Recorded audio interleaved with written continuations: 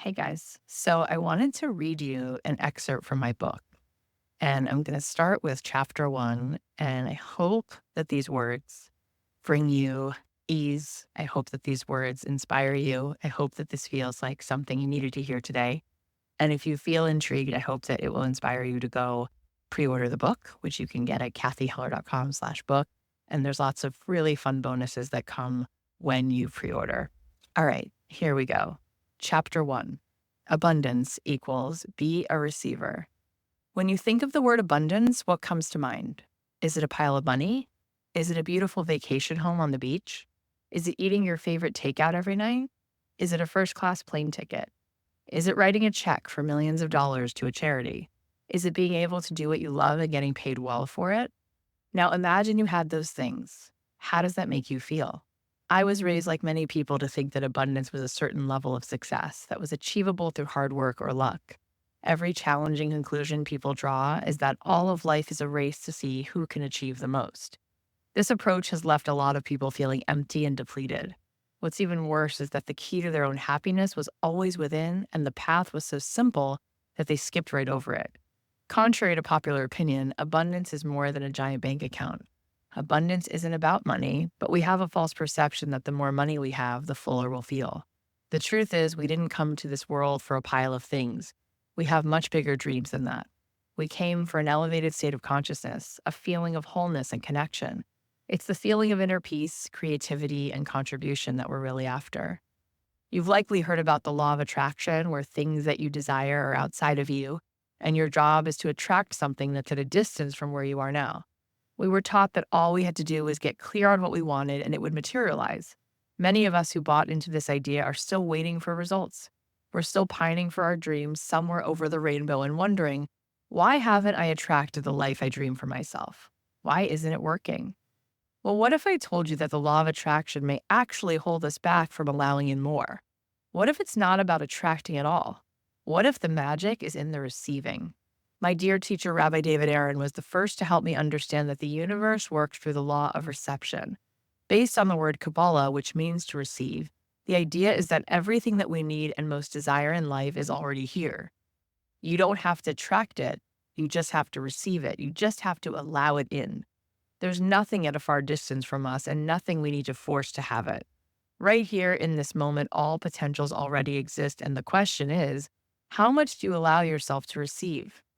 When first explaining this concept to me, he used the radio as a metaphor, and I love it so much. He said a radio has the capacity to tune into the music that is always here, hidden in plain sight. We are designed just like that. When we tap into our truest frequency, we experience a totally new reality. We are in charge of what appears. It all depends on which wavelength we're on. As a latchkey kid in the 80s and 90s, I had my Sony boombox to keep me entertained. It was one of those old school boom boxes with the rabbit ears, and depending on the day, I would manipulate those ears to tune it to pop or oldies, sometimes a rock station.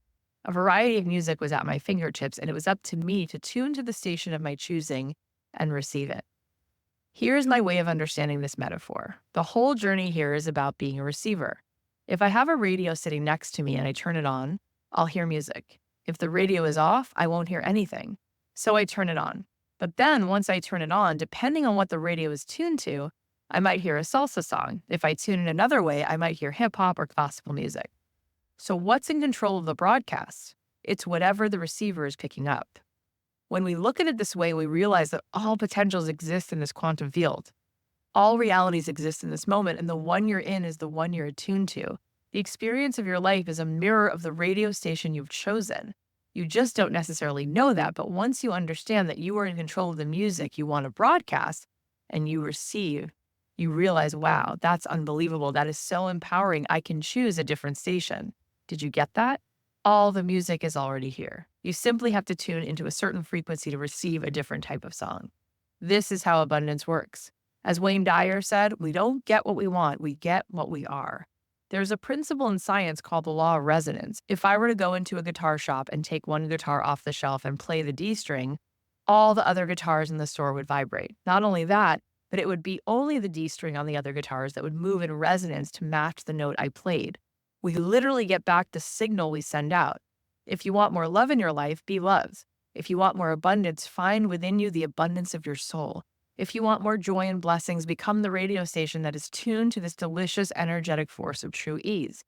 What we're craving is never outside of us. What we're longing for is the fullness of our own life force.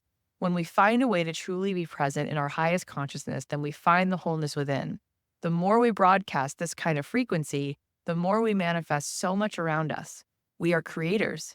We came into the world to create more love and connection and beauty. We can't create from lack. We create from a place of feeling whole. Set your radio dial. You might be wondering, who the heck am I, Cathy Heller, to be asking you to make such bold shifts in the way you think about wealth, success, and life itself? Why have I written a whole book about this? I'll tell you. I've been on a quest for over 3 decades. My parents had a hard marriage and a horrible divorce.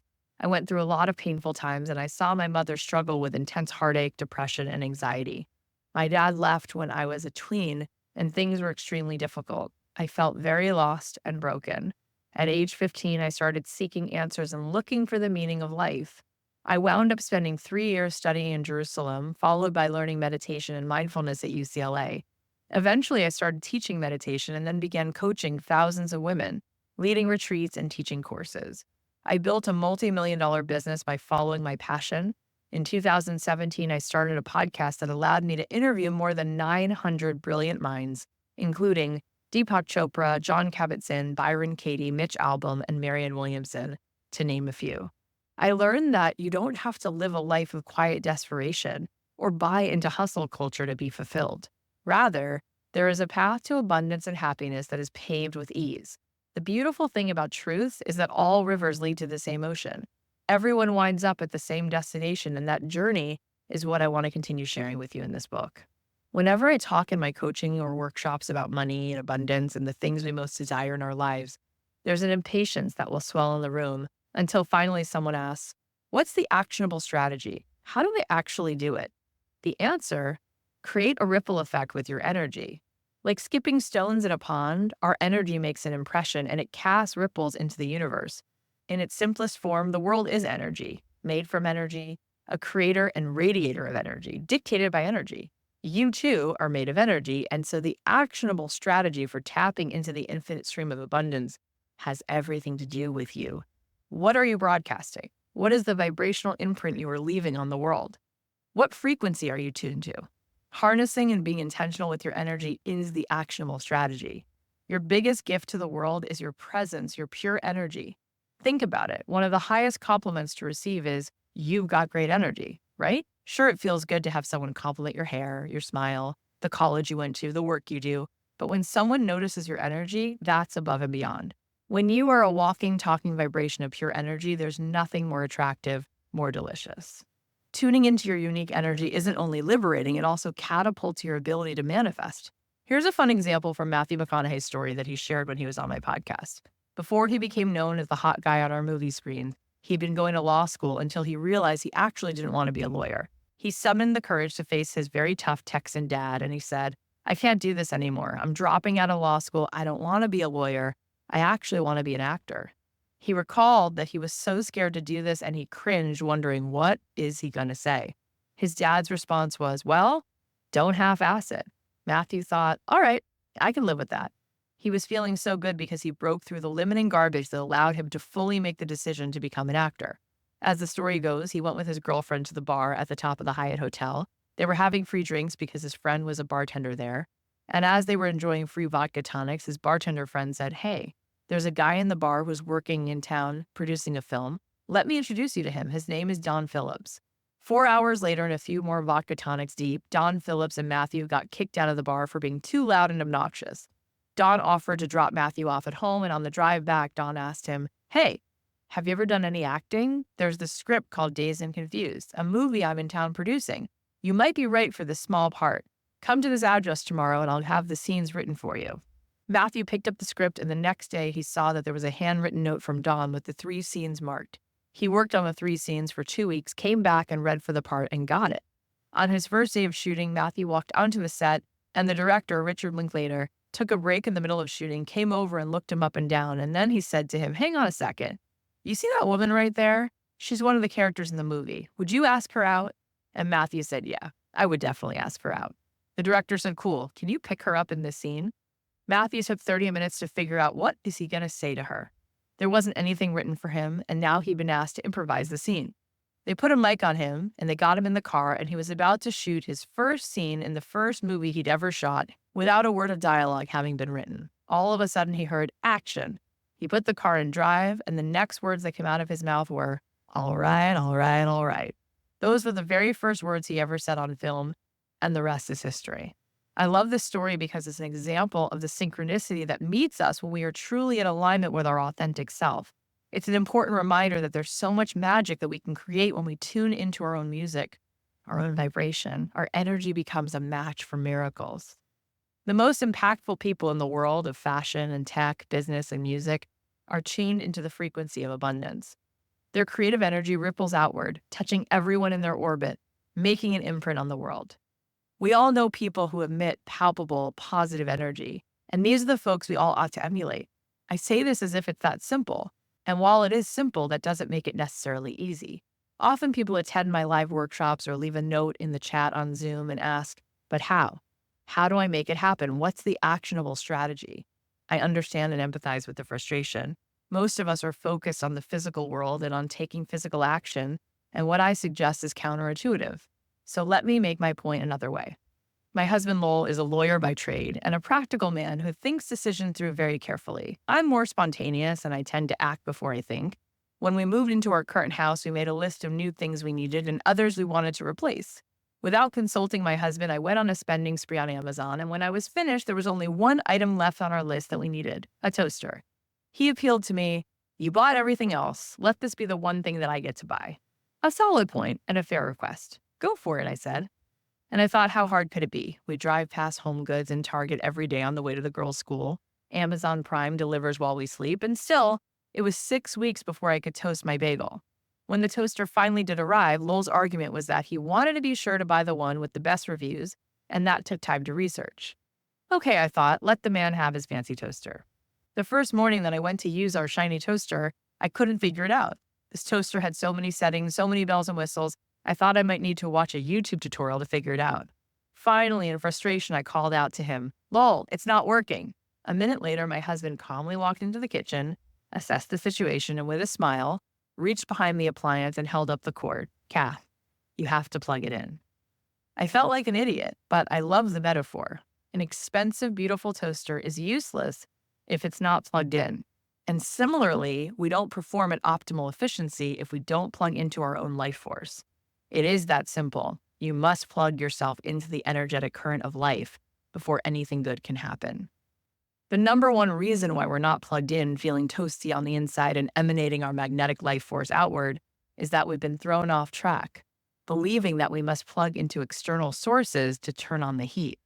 We've been taught to believe that our fortune and fulfillment will be found by plugging into the right relationship, the right job, the right house, the right vacation. Our culture encourages us to plug into our phones and other devices to fill us up. We've been taught to outsource our lives when the opposite is true. The only outlet that truly works is the one located within. And if you believe this isn't true, if you believe that you possess only lack, limitation, and emptiness inside, then you don't know of what you're truly made. You are safe to be abundant because the universe is abundant, powerful, and safe. It's a force. And from this place of higher consciousness, you are available to repair, to create, to flow like a river. What allows you to do that and what allows you to be authentic is that you are protected on the highest level by your consciousness. The part of you that's connected to divinity, the part of you that is the most relaxed, is the most powerful part. It protects you and gives you your capacity to create, to say what you mean to do. You are safe when you come from that consciousness. Here's a meditation on the lightness of being. The purpose of this meditation is to align your energy with the infinite stream of abundance. Breathe in, I am not my thoughts. Breathe out, my true self is the lightness of being that's beyond the narrative of my mind. Breathe in, I am not my ego, I am not separate and alone. Breathe out, I am infinite. Breathe in, I am light, bright, limitless love. Breathe out, my essence is whole. There's nothing to wish for, it's already within. As you continue to breathe, notice the part of you that is an endless flow of energy, connected to the symphony of the universe. Feel into that vibration and listen closely. Can you hear the melody of wholeness? Asking for an abundant life is not selfish or shameful, something to feel guilty or embarrassed about. Abundance is your inherent right. It's within, it's the current of life. Think about a redwood tree. It wants to grow tall, and the eagle above it wants to soar. Everything in this natural world is here to thrive, including you. We are each made to grow, to soar, to thrive. And when we don't, when we feel in lack, it's because we're out of alignment with our soul's intention. We're not plugged in. Plug in now. And when you're fully charged, you become magnetic. People can't wait to work with you or be in a relationship with you because you become an energetic match for receiving infinite abundance. In terms of receiving material wealth, it's always our energy that opens that lock. Holding a positive vibration is what turns the key. Our feelings of lack and separation are generated by the mind, but you are not your thoughts. You're not the voices in your head. Rather, you are an extension of the infinite, endless light that is, was, and always will be. The more we can quiet the swirling mind, the more we connect with our source of abundance, the one that's hidden in plain sight. This is why meditation and bringing your attention to the present moment is so important, because everything we're seeking is already here within us. So many of us have bought into the illusion of separation. What's theirs is theirs, and what's mine is mine. On a physical 3D level, we see a world of separation. Yet what I've come to understand is that on an energetic level, all that exists is oneness. If only we could fashion glasses that allowed us to see beyond 3D. What would we see? Ribbons of energy within one infinite field. Sound waves wrapping around the earth like a rainbow. If we could see beyond 3D, we'd instantly recognize that we're all connected to one another by the lightness of our own being, as each wave and ripple is connected by the wholeness of the ocean. Sometimes people wonder if it's a contradiction to be deeply spiritual and wealthy at the same time. Somehow there's this false belief that the more spiritual a person is, the less they should have. My friend Emily Fletcher asked me, how did you go from studying in Jerusalem to teaching people how to manifest millions of dollars? My answer, because they're totally the same. Say more, she insisted. So here's what I shared. I have come to understand, it turns out, that our whole job here is to have radical reception and to be receivers, period. To move out of our resistant thoughts and into an elevated vibration where we are receptive and operating in a flow state. The ego mind thinks it's separate from all other things in this world and that it's bad when one individual receives more because that means there is less for you and for everyone else. But if we're all one and each of us is part of the oneness, why wouldn't we want everyone to receive? Each of us is receiving on behalf of the collective. You would never look at that redwood tree and think it should only have a small amount of water or worry that it's too tall. You don't judge the redwood tree for taking up too much space, because if you zoom out, a redwood tree is adding to the total health and magnificence of the whole forest. The ego would have us believe that it's separate from all other things in this world, and that is why the assignment for each of us is to live life from a higher place of consciousness and set down the ego. We're all here to thrive and expand our capacity to receive on behalf of the whole. We must learn to reject scarcity consciousness, which makes us feel that others having more means that there is just not enough for us. Thinking that is in opposition to abundance, and it is not the way the universe is made. Do you often make decisions about the present and future based on the past? This is how most people live. They perceive their reality from a place of probability. They're thinking about what's probable, and that's as far as they can see. So there's probability, and then there's possibility. Let that sink in. When we hyper-focus on the how, we become stuck in the realm of probability.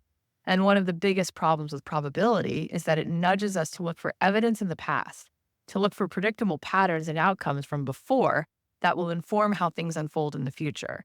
And where there is a reasonable argument to be made that the past can and does often inform the future, probability inhibits possibility. Other people are making decisions based on possibility, which means they're not living from the past. They're living from possibility, which is endless. They're open to all potentials, and all potentials always exist. The people who I've interviewed on my podcast, the greatest minds, the greatest creative geniuses, do not live in a state of probability. They're all possibilities. They're constantly seeing further. They're constantly seeing what's beyond, what's already been done. So often we get stuck in the same little loop because even though there is a big arena to play in, we don't see it. And if you don't see it, it doesn't exist for you. Probability keeps us confined to a 3D world, while abundance flows outside those boundaries, and your ability to access richness in all its interpretations and forms requires you to shift your focus from the analytical to the magical realm of possibility. Full stop. And when you do that, you will inevitably start to see what you didn't see before. The movie of your life will shift from black and white to technicolor, like when Dorothy walks out of her Kansas house into the land of Oz. And as you move forward on your own yellow brick road, you'll feel yourself lining up with possibility. You'll feel yourself aligned with the new truth. All potentials exist. And what happened before won't necessarily predict what comes next. Click your heels and repeat after me.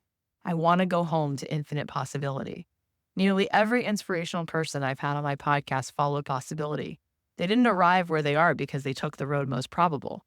When I interviewed Alex Banayan, who wrote The Third Door, the wild quest to uncover how the world's most successful people launched their careers, he explained his why behind speaking with successful individuals like Warren Buffett, Bill Gates, Maya Angelou, Lady Gaga, and Steven Spielberg. He wanted to understand how they arrived at this point in their lives, and he began explaining success as a series of doors. Most people, he explained, wait for the first door. They are waiting to get into the nightclub or the restaurant or the lecture hall, and there's a line to get through the door. And most people will wait their whole lives to go through that door. Next, there is a second door reserved for people with privilege and power and status. These are the gold status members of the general public, and this line is shorter yet harder to get through. Finally, there is a third door that has no line at all, and which you can walk straight through, but the trick about this door is finding it. It's not clearly marked, however, it is there, and this is the door that folks like Warren Buffett, Bill Gates, Maya Angelou, Lady Gaga, and Steven Spielberg walk through. What Banayan discovered was that the most successful people were the ones who had the courage to step out of the line for door number one and look for the unmarked door that led directly to where they wanted to go. Most of us are in line. We believe that we must wait for whatever comes next, and sometimes we convince ourselves that we must wait a very long time, and even then, we may not reach the front of the line. It takes courage to get out of line then and lose our spot, but if we never look for the unmarked door, we have no hope of finding it. Door number 3 presents our greatest challenge and reward, so ask yourself, can you get out of the line of probability and go through the door of possibility?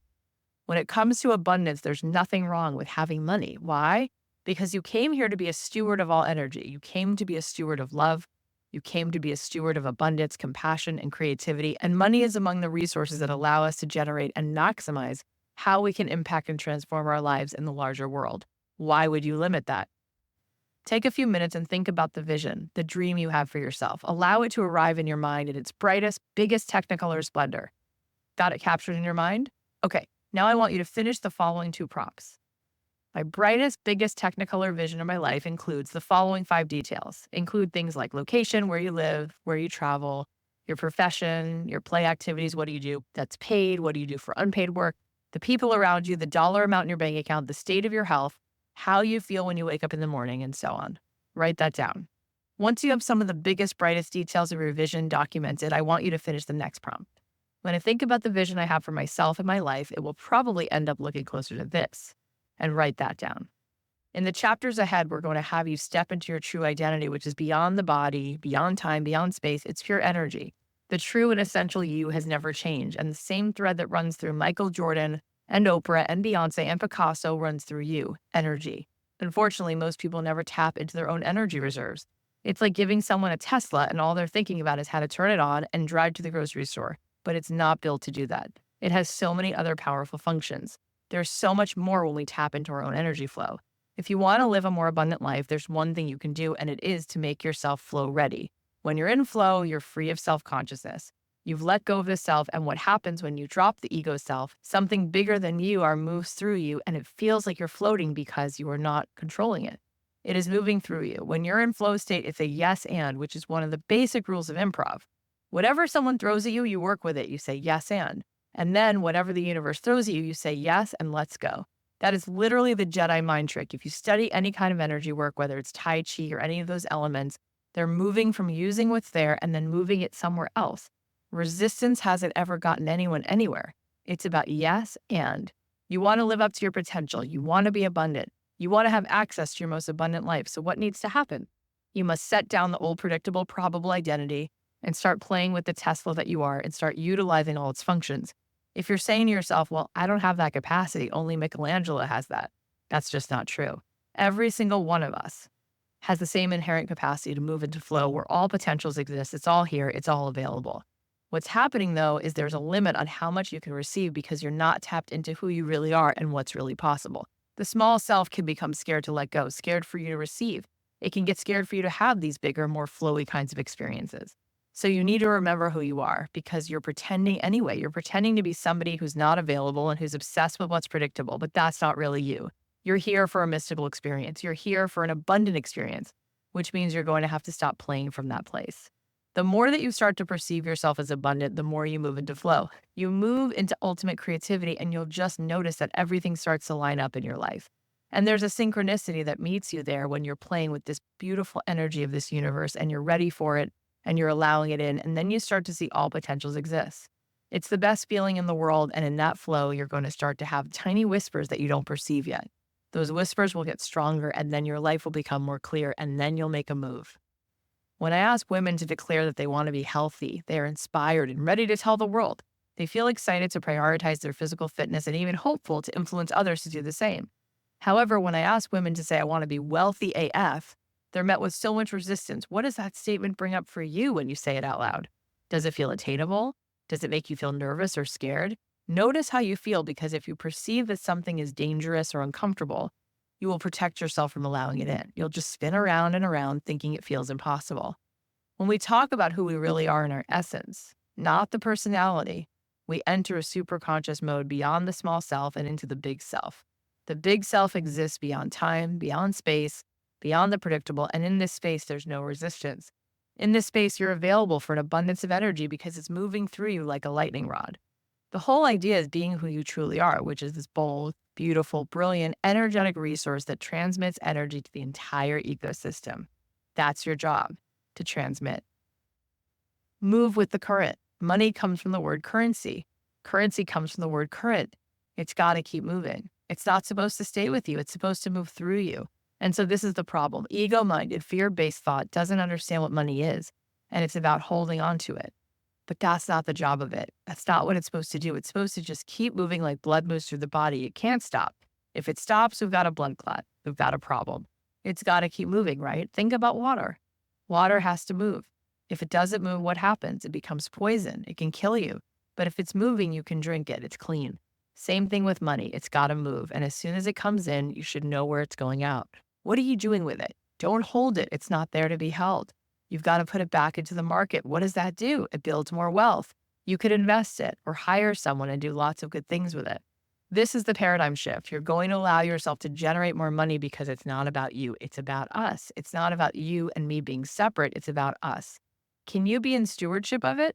Can you be in contribution? Can you be in fullness? Yes. That's actually your job. When I think of money, I think of it the same way as I think about the universe. It's a constant, abundant, expansive force of possibility.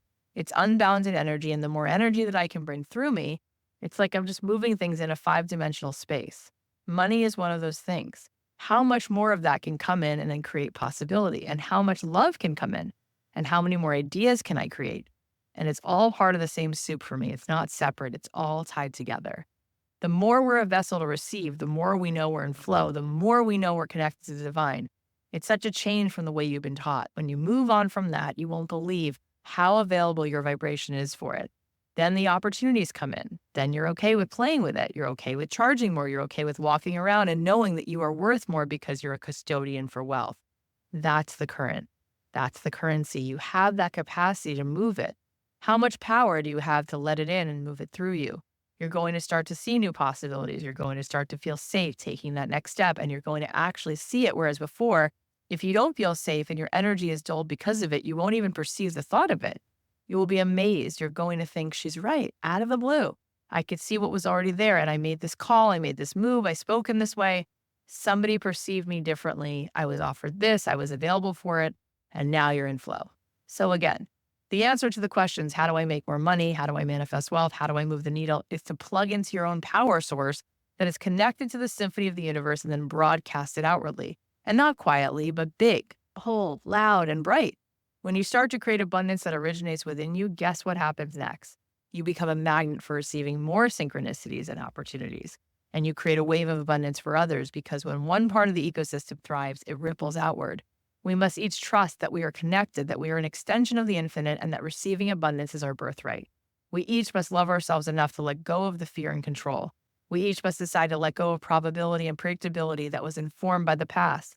And from that place, we can plug into our magnetic life force and move into the future where all things are possible. Here's an exercise that helps you change your state of being. You can try this out. Close your eyes. Welcome yourself back. Notice anything that has been making your mind busy or nervous or overwhelmed. Just notice that and take a deep breath. Put your hand on your belly so you can feel yourself breathe. Let's be reminded that there is peace available and that it is safe to feel safe. Take a deep breath again. As you start to surrender the mind, your soul is welcoming you home, and you're so happy to be back in the centered place where there's nothing urgent. Do you feel connected to the stars, to the earth, to all beings, to God as part of you that is connected to the infinite quantum field? Because the field is energy and you are made of energy. And just as you become aware and you put your attention there, your resonance starts to ripple in a greater way. Feel the tuning fork that is your energetic signature. See if you can notice from the top of your head this life force coming in, the source of this frequency. With every breath, allow this tuning fork to offer a clearer, stronger signal, like you are the sound bowl itself, and your job is to put forth a more resonant sound. All the answers are here. You can't even put words to them, you just know them. Picture that your energy is like a magic marker, and with its vibration, it can draw your life. And the cleaner and more receptive vibration, the more beautiful the world it creates. Now, as if you were watching a stop-motion movie, just picture this vibration drawing your vision into life. What do you start to see come into focus? For the part of your mind that wants to know what it needs to do, let the wisdom within you tell you what you need to do for this to come to be. Because the mind wants a job. What is your being? What is yourself? What do you need to do to co-create this? When you're ready, open your eyes.